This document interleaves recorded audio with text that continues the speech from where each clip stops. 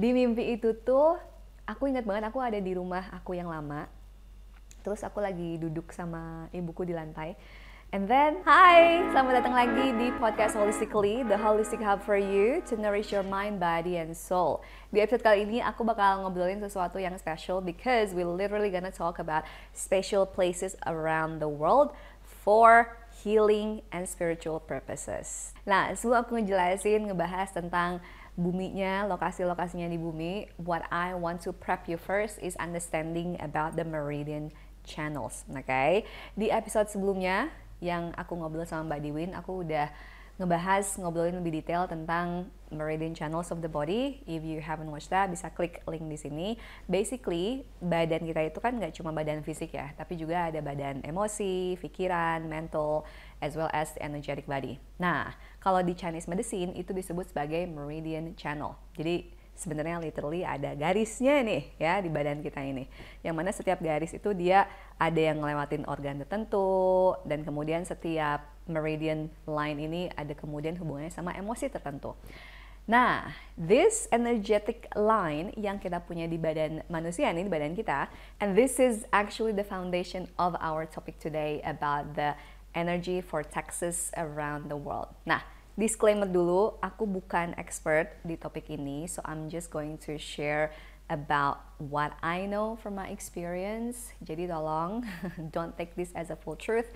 Just take it as, someone, a friend of yours telling them their stories. Jadi sama kayak badan kita yang punya garis-garis energi, bumi juga punya. Yang mana sama juga kayak badan kita, selain dia juga ada garis-garis energi kayak meridian lines tuh, tapi dia juga ada power spots-nya. Yang mana most likely di daerah tersebut, itu energinya bakal lebih powerful lagi dibanding spot-spot lainnya. Nah, so dengan perspektif yang sama, bumi juga ternyata selain dia punya garis-garis meridian ini, garis-garis energi, tapi juga ada beberapa spot di bumi yang mana dia energinya is a little bit or actually even more powerful dibanding tempat-tempat lainnya. Yang mana kalau dari teori si energy vortex ini, tempat-tempat yang energinya lebih powerful ini disebut sebagai the chakras of the earth. Nah, kalau pengen tahu lebih lanjut, nanti akan aku kasih beberapa link for an article so that you can read more, especially mungkin kalau misalnya punya waktu dan punya dananya untuk exploring tempat-tempat ini, si energy vortexes ini, I will highly recommend that. Karena ya, lagi-lagi di video ini aku mau sharing tentang my own experience when I visited these places. Oke, konsep yang pertama yang harus aku juga perjelas, ada sesuatu yang disebut sebagai ley lines. Ley lines ini I guess nama lainnya dari si meridian line ini di badan. So the ideas of these ley lines itu ditemukan sama si Alfred Watkins di tahun 1920. Ada bukunya namanya The Old Straight Track. Yang kemudian ini gue juga agak saru ya. So who actually develop this? Is there any scientific proof of it yet? The answer is no. But if you Google keywordnya energy vortexes around the world atau the world's ley lines, itu ada banyak banget articles dan juga bahkan petanya gitu. Nah, what I would love to cover in this video adalah tempat-tempat yang aku personally udah kunjungi. Tempat pertama di bumi ini yang well known sebagai energy vortex, of course, Bali. And I'm sure I'm not the only one who feel that Bali is special. Nah, kenapa Bali ini energinya beda dibanding tempat-tempat lain di Indonesia? Menurut teori ley lines ini, si garis ley lines itu ada dua jenis, ada yang feminin sama yang maskulin. And then if we see it on the map, they actually move like in like waves like that, but they're like opposite of each other. Terus kemudian saat mereka ketemu di tengah nih, salah satu tempat yang mereka tuh crossover gitu adalah Bali. So that's why even though Bali ini bukan cakranya dibanding beberapa tempat lain, there's something very special about Bali, and I'm sure you are agree with that. Buat aku pribadi, aku tuh pertama kali ke Bali tahun 2012, and I remember back then aku tuh masih kuliah, jadi aku tuh cuti kuliah, dulu aku kuliahnya hukum. Aku cuti kuliah buat jadi guru TK. Pokoknya I was like looking for an opportunity gimana caranya gue bisa hidup di Bali. Waktu itu Bali masih nggak jauh banget, nggak kayak sekarang. I would say, apalagi di Ubud ya, waktu itu aku di Ubud itu sepi banget.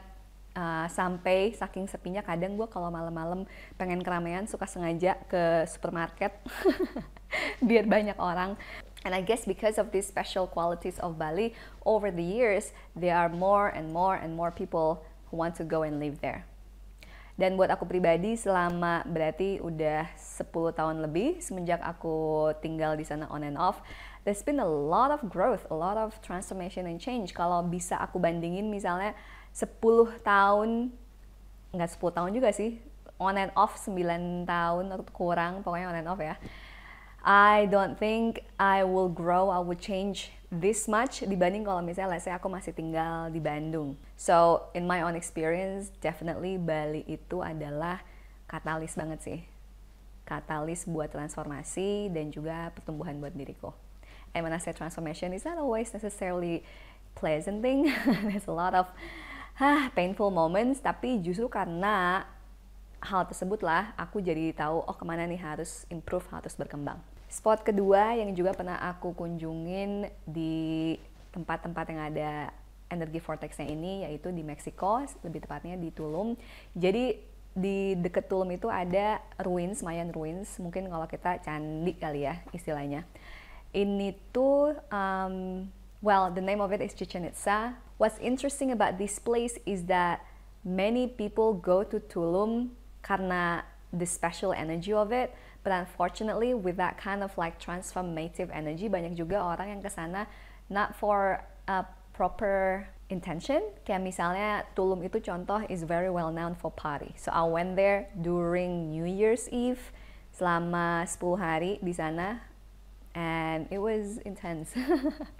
Karena buat aku yang sensitif, tanpa harus dikelilingi sama banyak orang yang kesana buat party, you know, and they doing drugs, it's already intense. It's actually, yeah, it was just a lot. I mean, I already talked about this in the previous episode. Kalau belum nonton, bisa ditonton how intense that was for me. Probably one of my most intense healing session yang pernah aku ambil itu ada di Tulum itu. Besides, you know, the session itself is intense, the environment itself itu juga kayak powerful banget buat aku. So I couldn't stay there for too long.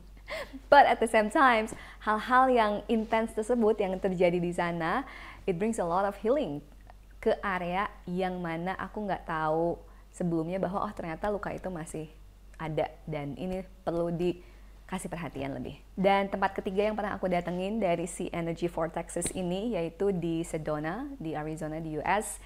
Dan I've heard about this place a lot and many people talk how special it is. Waktu aku mau ke sana, aku tuh nggak ada ekspektasi sama sekali. I was actually more interested to see the Grand Canyon karena kan dari kecil lihat di ensiklopedia kayak Grand Canyon, ngarainya tuh kayak wow banget gitu. Terus Sedona kan baru tahu tuh beberapa tahun belakang kan from the spiritual communities gitu. So I had no expectation, not much actually. Of course I have a little bit of like apa yang terjadi gitu ya, tapi I didn't expect much.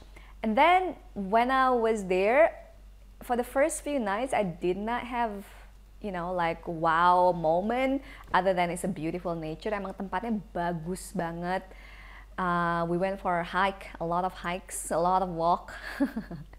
Terus aku inget, aku nggak tahu ya tepatnya di hari atau malam keberapa, aku tuh mimpiin ibuku, almarhum ibuku. And then in that dream, I feel emotional talking about it. Di mimpi itu tuh, aku ingat banget aku ada di rumah aku yang lama. Terus aku lagi duduk sama ibuku di lantai. And then, jadi kayak I have this question that I wish I could ask her when she was still alive. But, well, I didn't have the chance. Terus di mimpi itu, aku nanya soal pertanyaan itu sama ibuku.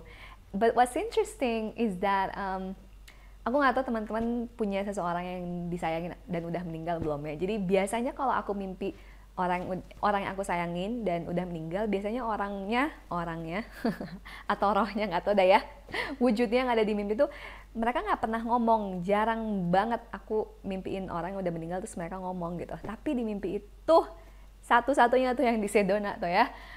I was talking to my mom and she answered this burning question. Kayak akhirnya terjawab. Karena thankfully ya, karena pertanyaan itu sekarang terjawab, I feel like I found some sense of peace tentang meninggalnya beliau gitu. Di episode ini tuh pokoknya tiap episode yang aku ngomongin ibu pasti aja terbawa emosi ya guys ya. But so that was actually very special. Meskipun cuma kayak 3 malam deh, aku nggak lama kok di Sedona, but still that was very powerful, that was very special. Jadi kebayang ya, yang tadi Bali, I was there for like an extended period of time on and off. Terus di Tulum juga I was there for like a little bit longer, 10 days. Terus di Sedona ya cuma 3 apa 5 hari, maksimal 5 hari, dia lupa.